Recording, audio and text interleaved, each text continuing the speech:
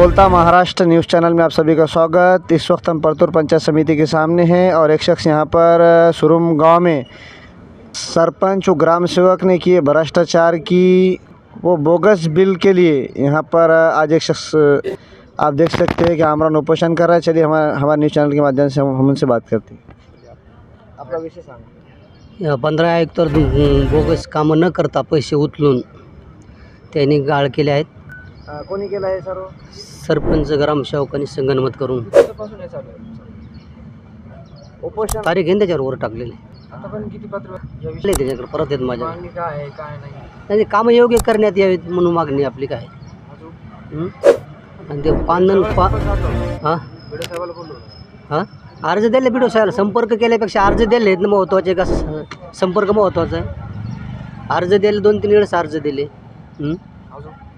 आणि पांधन रस्त्या बोगस कामे म्हणजे काहीच केलेलं नाही। कोणी केलं आहे सर्व काम? सरपंच नाव सरपंचाचं नाव काय? छबूबाई रघुनाथ कोल्हे सरपंच। ग्रामसेवक ग्रामसेवक मेत्रे हे रामजी मेत्रे म्हणून। शासनापासून काय मागणी? नाही याच्यावर कारवाई करण्यात यावा म्हणून मागणी आपली। काय मागणी?